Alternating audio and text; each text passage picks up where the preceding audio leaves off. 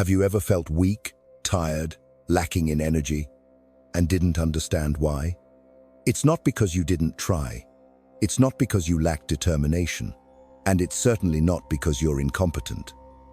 But there's something few people tell you. Maybe the problem isn't within you, but where you're putting yourself.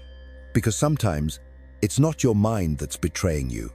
It's the space you're living in that's slowly draining your energy every day. You wake up in a familiar room, open your phone and start scrolling through a series of messages. You go to work, go to places you've been hundreds of times, talk to people you've told thousands of stories to, and still repeat the same familiar cycles. But at some point in that day, you feel like you're fading away, losing a very special part of yourself. Not because you're wrong, but because there are places, physical or mental, that are silently eroding your inner strength. And worse, they make you believe it's all your fault. Carl Jung, the Swiss psychologist, didn't just study people from the inside. He also delved into the invisible lands that people live in. The environments, the social patterns, the psychological energy fields that can shape the way you think, feel, and behave, without you even realizing it. Jung once said, "Until you make the unconscious conscious, it will run your life, and you will call it fate." This is true not only of buried pain, but also of the mental spaces you walk through every day. Think back. Have you ever walked into a room and immediately felt heavy, out of breath, even though nothing specific had happened? Have you ever left a conversation feeling diminished, disoriented, doubting yourself? It's not just a passing emotion. It is a manifestation of the invisible influence that the environment has on your psyche. And Jung believed that, if we are not aware of it, those places can reshape our entire lives, every thought, every decision, every feeling about ourselves. We are often taught how to develop ourselves, to overcome our limitations, to improve our thinking. But very few people teach you how to choose the right place to exist. Because the space you choose to live in is not just where you live, it is where your mind absorbs energy, the soil for your emotions to flourish, the atmosphere that nourishes or destroys you. A toxic environment can slow down your healing, distort your perception, and erode your confidence day by day until you no longer recognize who you are. This is not a warning to scare you, but an invitation. Start being aware of where you are. In today's journey, we will explore together 7 types of spaces, which can be places, can be psychological states, that Carl Jung believed you need to avoid if you want to maintain your mental strength. Not to make you afraid and withdraw, but to make you recognize and actively choose. Not to make you run away from reality, but to know how to protect your spirit in reality. And while you listen to each next part, let yourself ask, have I ever lived in this space? And am I still living there? Because the journey to healing and returning to yourself does not start with perfection, but with awareness. If there is a moment in this video that makes you feel like you are talking about yourself, do not hesitate to leave your share in the comments section. Because maybe what you just realized is what someone out there needs to hear. And if you want to continue exploring the depths of human psychology with me, do not forget to subscribe to the channel. We have many layers of unconsciousness to unravel together. Imagine you are standing in a sealed room where every sound you make comes back to you like an endless echo. Every time you say something, you only hear yourself, repeated, confirmed, never contradicted. At first, it feels safe. You feel right, you feel accepted. No one criticizes, no one denies. But then over time, that room becomes a cage. And the scariest thing is that you don't realize you are trapped there. That is the echo chamber. An environment where every thought, belief, perspective is either identical to you or reflected back at you. There is no difference, no challenge, no multidimensionality. What you hear, see, and touch is just another version of yourself. Or at least, the version you want to believe is true. Carl Jung warned about the dangers of groupthink, of false consensus, that makes people lose the ability to introspect. In the virtual echo chamber, you no longer think for yourself. You are caught up in the crowd's thinking, but mistakenly believe that it is your own voice. Today, The echo chamber does not only exist in specific environments such as groups of friends, small communities, or organizations. It has become more sophisticated through social media, recommendation algorithms, the content you regularly interact with. You follow like-minded accounts, watch videos that say exactly what you think, read comments that support your beliefs. Gradually, you live in a world where everything confirms you. And when something different appears, you immediately feel uncomfortable, even angry. Not because it is wrong, but because you are too used to the sameness. You no longer know how to dialogue with the different, because you are no longer exposed to it. Consensus kills your ability to question. When no one questions you, you stop questioning yourself. And when you stop asking yourself, is this real? Is there another perspective? That's when thinking begins to die. In the echo chamber, you think you're growing, but you're actually repeating. You think you're learning, but you're actually confirming what you already know. And the danger is, you get comfortable with that. Carl Jung believed that people only grow when they dare to confront their own opposing selves. When a contrary thought emerges, it can be uncomfortable, but that's when psychological growth happens. Intelligence doesn't grow from agreement, but from collision, from debate, from letting your thinking be challenged. But in the echo chamber, difference is seen as a threat. People with different opinions are excluded, laughed at, silenced, and you come to believe that the world is one way, and that way is absolutely right. You can see this not only online, but in everyday life. A group of friends where only safe opinions are heard. A classroom where teachers only encourage conformity. A family where only traditional views are considered right. Such spaces do not foster individuality, but only breed sameness. And the sad thing is, you start to feel comfortable with it. You stop questioning. You stop exploring. You stop changing. But the truth is, when your mind stops moving, your spirit stops growing.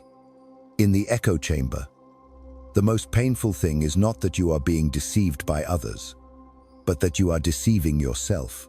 You believe you are thinking independently when you are just repeating what you have heard 100 times. You believe you are strong in your arguments when you have never challenged your own beliefs. You believe you are living up to your values when you have never considered where those values come from you, or from the crowd. So what can you do?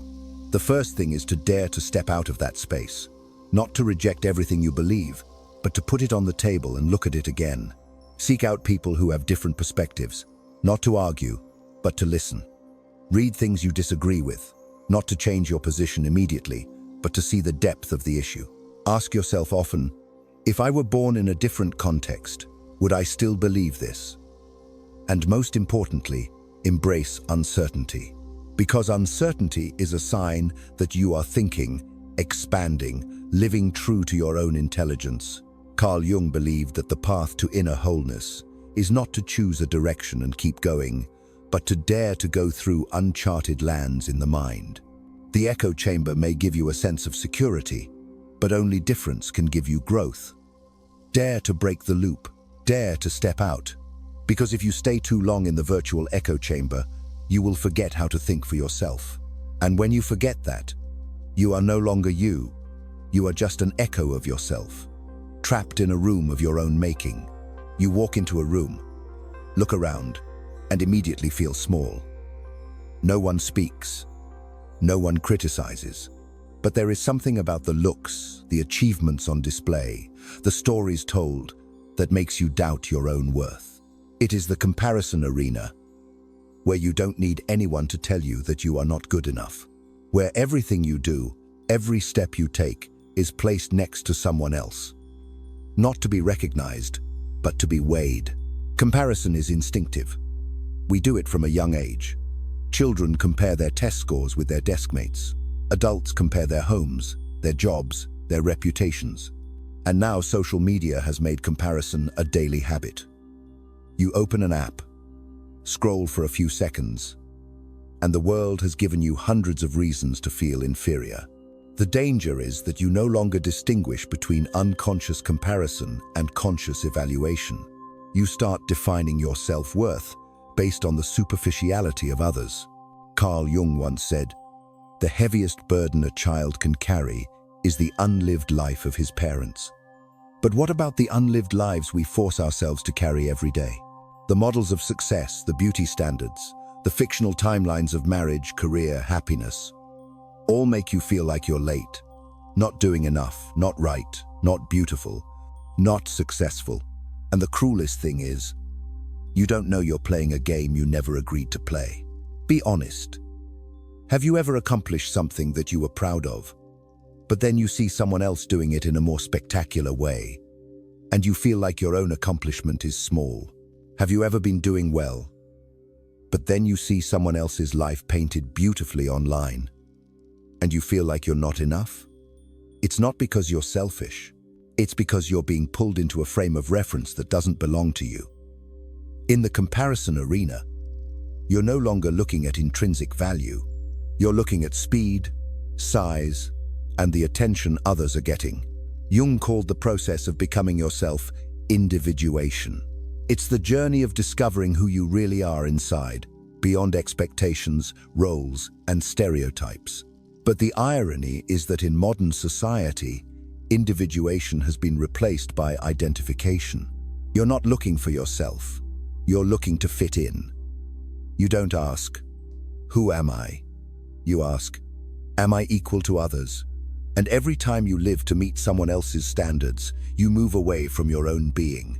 In this arena, the measure of success is no longer an inner sense of fulfillment, but an external recognition.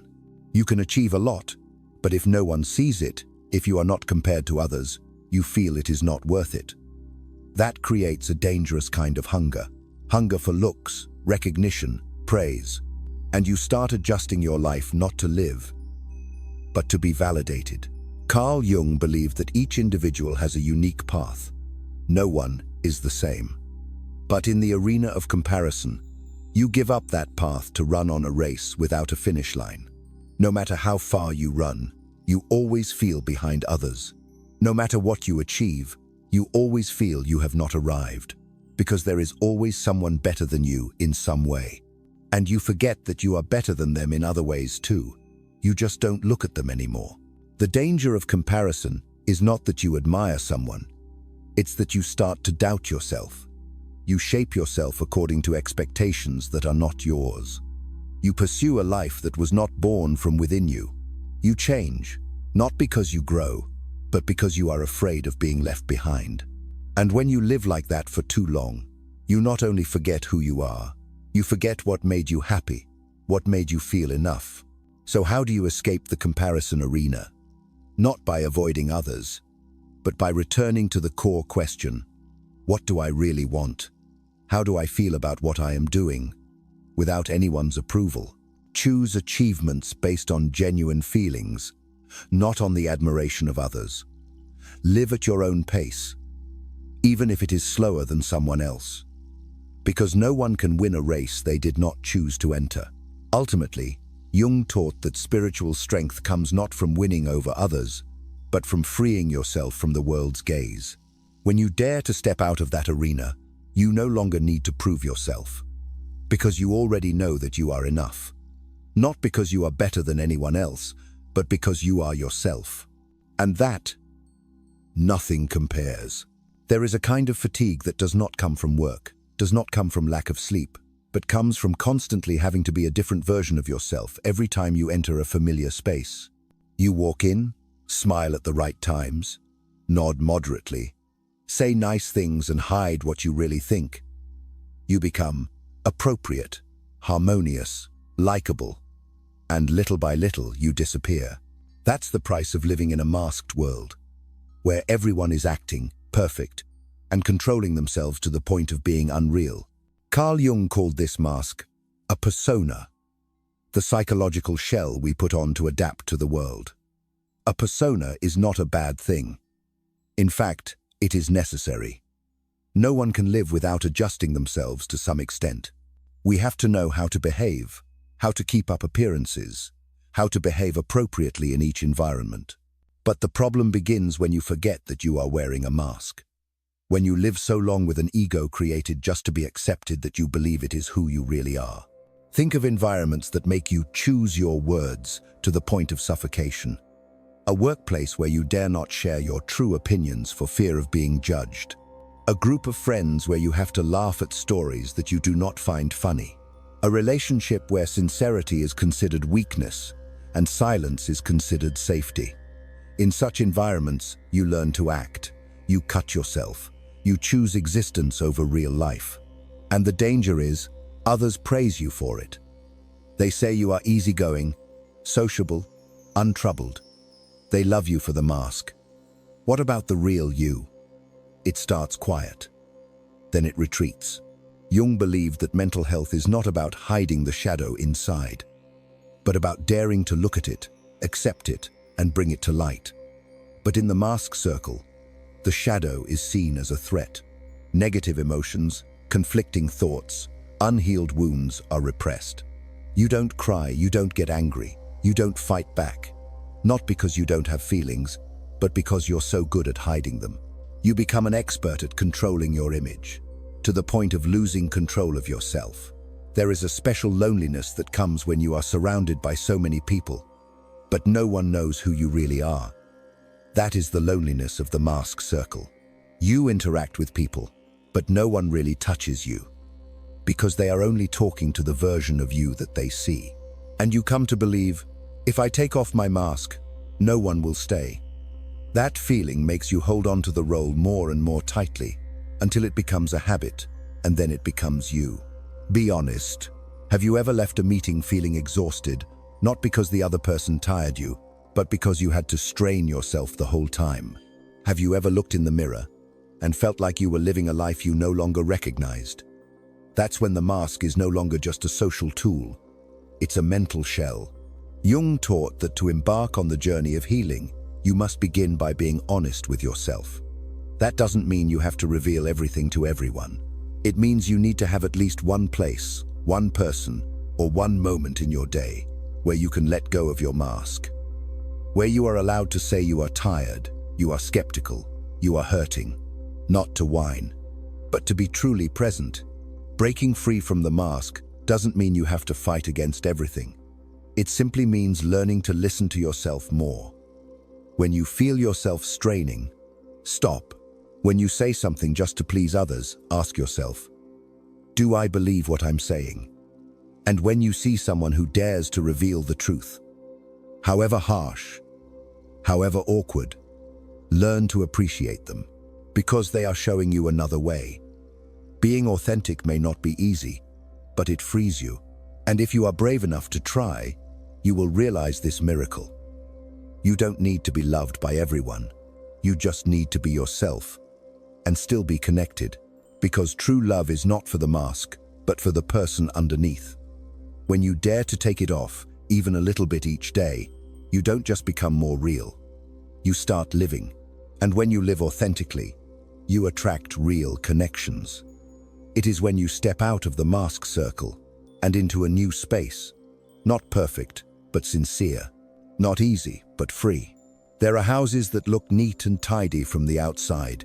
Everything in its place. No noise, no disturbance. But when you step inside, you will feel that something is missing. Not furniture, not comfort, but emotions. These are houses where voices are suppressed, where emotions are not named, where love, if there is any, is expressed only through duty and habit.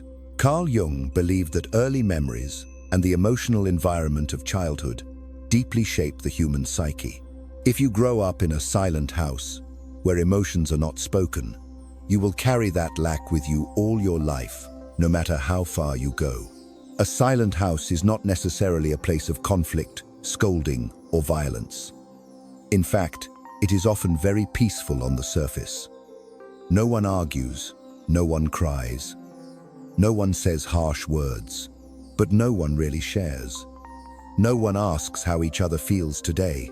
No one says, I miss you, I'm proud of you, or simply, are you okay? All communication is minimal, enough to keep things running, but not enough to connect deeply. Meals may be full but lack eye contact. Questions may be polite, but lack real presence. In that environment, you learn one thing. Emotions are something to keep inside. You learn to smile when you're empty inside. You learn to be strong when you've never been vulnerable safely. And you gradually stop believing that you deserve to be understood. When a child has no one to listen to their small sorrows, they grow up to be adults who don't know how to share their bigger pains. They think that emotions are a burden, something to hide, something not to bother others. And so the outer silence gradually becomes the inner silence. Carl Jung believed that what is not acknowledged in the subconscious will find a way to return. Rejected emotions do not disappear. They only transform into other manifestations. Depression, anxiety, distance in relationships, indifference even to oneself. You can be successful, busy, admired, but if the inner foundation is an empty emotional house, you will always feel that something is missing without knowing what to name. Have you ever experienced that feeling? Living in a place that has everything but still feels lost. Having things to say but not knowing where to start. Or saying them but not knowing who will really listen. Have you ever asked yourself, will anyone notice if I don't feel well today? If you have ever asked yourself these questions, you have probably walked through, or are living in, a silent house. The scary thing is that you can carry that pattern with you for the rest of your life. You build relationships the way you've seen them. Say little, keep a lot. Don't bother, don't ask. You become kind, independent, strong. But deep down, you still wish someone would ask you a genuine question. How are you feeling? Not out of politeness, but because they really care.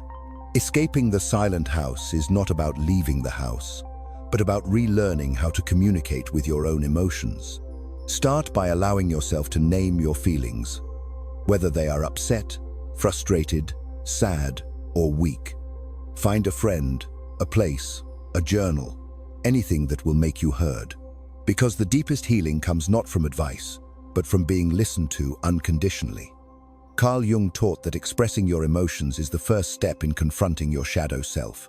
And sometimes, that shadow self is not something terrible, but simply a child who once wanted to be held, asked about, and told of his sadness without being seen as a nuisance. Don't let silence continue to be the main language in your life. Learn to speak again, and more importantly, learn to listen again. Because sometimes, just one sincere sentence can light up a space that has been silent for too long. There are places that make you tired, even when you are doing nothing. Not because something bad is happening, but because everything is happening continuously, without stopping, without giving you room to breathe. These are spaces of chaos, where noise overwhelms thinking, where schedules overwhelm emotions, where your mind is always reacting but rarely settling. Carl Jung once wrote, "He who looks outside dreams. He who looks inside is awake." But how can you look inside when there is always noise around you, and there is no silence inside you? A chaotic space does not have to be crowded, bustling. It can be a quiet room filled with busyness in your mind. A day goes by, and you can't remember how you felt. A to-do list is always long, but nothing really makes you feel alive. You turn on your phone, turn on your computer, check the news, reply to messages, check notifications. You move from one task to the next, like a reflex machine, while your inner self becomes increasingly numb. Have you ever felt like you are constantly on the move, but have no idea where you are going?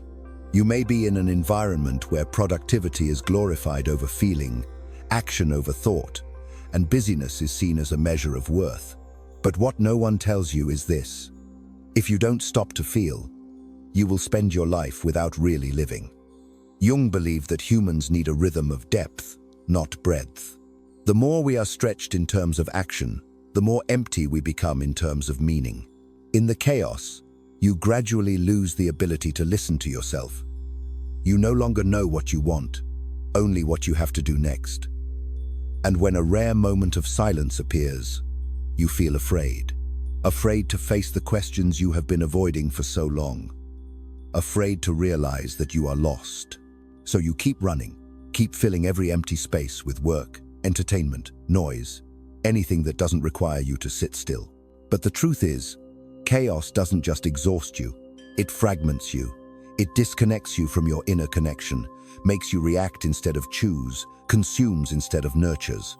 You become irritable, distracted, tired without knowing why. You start to confuse movement with progress. You confuse noise with meaning. And if you keep doing this, at some point, you'll lose sight of what's important.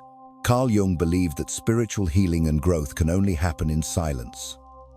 That's when you're quiet enough to listen to your inner voice, to recognize what you're suppressing, to reconnect with your true desires. Not the silence of running away, but the silence of awareness. A kind of peace that doesn't come from the world stopping, but from finding an anchor within yourself. Be honest. Are you filling your days with unnecessary things, just to avoid a certain feeling? Are you afraid of the void, afraid of silence, because you're afraid that if everything stops, you'll realize something you're not ready to face? If the answer is yes, then maybe what you need is not another task, another goal, but a pause. Getting out of the chaos is not about giving up everything, but learning to reset your rhythm. Take at least a few minutes every day to just sit in silence. Do nothing. Don't try to think positively. Just be present. Watch your thoughts come and go. Listen to what your body is saying. Breathe consciously. These little things will become the bridge that brings you back to yourself. In the end, Jung left us not just with psychoanalytic concepts, but also with a reminder that if you want to live a meaningful life, you need to learn to be still in the midst of the constant movement. Chaos may surround you everywhere, but you always have the power to create your own quiet space. Because only when the noise quiets down, you can hear what you really need. And then, you don't just live, you begin to awaken. There is a loss that no one sees. No funeral, no condolences, no mention. It is when you slowly leave yourself. Not by a clear decision, not by a specific event, but by small compromises, reluctant nods, times saying, "It's okay," while inside you are falling apart. It's when you enter the space of the abandoned self, where you no longer live as the person you once were, but live according to what others need, expect, or think is right. Carl Jung believed that there is an authentic self within each person, a me that goes beyond the roles, the social expectations, the surface responsibilities. But that self is easily lost when we live too long in the role of the good son, the ideal employee, the considerate friend, the undemanding lover. You begin to give in, adjust, adapt. You tell yourself, just this once, just a small thing, just to be at peace. But little by little, you withdraw from the things that make you alive. And at some point, you no longer hear the calling inside you. Have you ever looked back at an old photo and seen your own eyes that were once bright, once full of dreams, and suddenly wondered, when did I stray from that person? Have you ever done something because someone else expected it, because it was safe, even though deep down you knew you were betraying yourself? That's the process of self-abandonment. Slow, quiet, but incredibly painful. The abandoned self does not speak with a cry. It is present in a sense of disorientation, in waking up in the mornings and finding your life colorless, in decisions that you are not excited about, even though others call them successes. You are still alive, still fulfilling your role, still being recognized, but it is all just a shell. Inside, you know you are drifting. Jung emphasized that inner wholeness is only achieved when people dare to face the forgotten part of themselves. That part can be the passions that have been put aside, the sensitivity that has been criticized as weak, the desire for freedom that has been labeled as selfish. When you push those parts aside because of fear of being judged, because of wanting to be loved, because of fear of losing stability, you are sacrificing your true self to keep acceptance from the outside. But the price to pay is emptiness inside.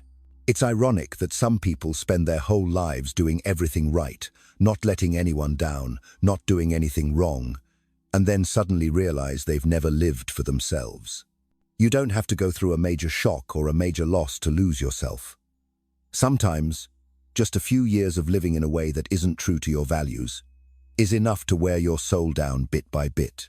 So how do you get back? First, you need to stop. Stop trying to please everyone. Stop chasing stereotypes. Stop trying to be someone you no longer recognize. Ask yourself those seemingly simple questions you haven't asked yourself in a long time. What do I really like? Whose standards am I living by? What makes me feel light, alive, myself? Carl Jung called the journey back to self-realization. Not a journey of achieving something, but a journey of unlearning what is not you. And it doesn't happen in a day. It's a process of re-listening to your inner voice, rediscovering what you loved, reconnecting with the emotions you once hid. You may have to relearn how to say no, how to fail, how to be vulnerable, how to trust your intuition. But that's not a step back. It's a return to yourself. If you feel like you've lost touch with yourself for a long time, if you feel like your choices are just about surviving rather than living, then it's time to go back. Not back to the past, but back to the truth. The truth that you weren't born to be perfect, to be loved by everyone, to fit every expectation. You were born to live a meaningful life for yourself. And that only begins when you stop abandoning yourself and start going back. No noise, no drama. Simply start listening to that voice that was once so familiar, your own calling. There is a room that we all carry inside, even though no one talks about it, no one shows us the way. It has no windows, no light, and no human voices. But it contains the deepest parts of ourselves. Denied memories, repressed emotions, ignored pain. Parts of ourselves that we hastily hide out of shame, fear, or simply because we don't know how to deal with them. Carl Jung called this room the shadow. The aspects that are pushed into the unconscious because we can't, or don't want to, see them. It is the forbidden room. The special thing about this room is, you don't have to enter it for it to affect you. As long as you continue to avoid it, it will operate automatically in the dark. Because what is buried does not disappear. They just take on another form. An irrational anger, a vague fear, a recurring pattern of reactions in relationships that you can't explain. Have you ever been in a situation where you overreacted to something trivial and then immediately asked yourself, why did I react that way? The answer may be somewhere in that forbidden room. Carl Jung once said, until you make the unconscious conscious, it will rule your life and you will call it fate. There are pains you don't remember clearly, but your body still reacts. There are words from your childhood that you thought you had forgotten, but they still silently shape the way you treat yourself. There are hurts you've never named, but they still quietly frame your emotional world. And if you keep avoiding them, the shadow will grow larger and larger until it takes over your mind from behind. You can feel the presence of the forbidden room every time you feel something is wrong inside but can't explain it. Every time you find yourself repeating the same mistake in love, in work, in relationships. Every time you try to change but are always pulled back like there is an invisible force. That is the unrecognized darkness. And if you don't open that door, you will forever be controlled by nameless wounds. Many people are afraid to face the past, afraid that if they open that door, they will be caught up in painful memories and won't be strong enough to move through. But the truth is, it's not the opening that hurts you. It's the suppression that wears you down day by day. The locked room doesn't just keep the darkness in, it also locks away the ability to heal. Because only when we look directly at the wound can we know what it needs. And only when we bring the darkness into the light can it no longer be an unconscious control. Jung did not believe that we have to get rid of the shadow. He believed that the shadow needs to be integrated, that is, acknowledged, understood, and brought into play as part of our psychological growth. This does not mean that you have to expose all your wounds. It means that you have the courage to say, I was hurt here. I am still afraid of this. I am not perfect, and I am learning to accept that. Healing does not require you to be strong all at once.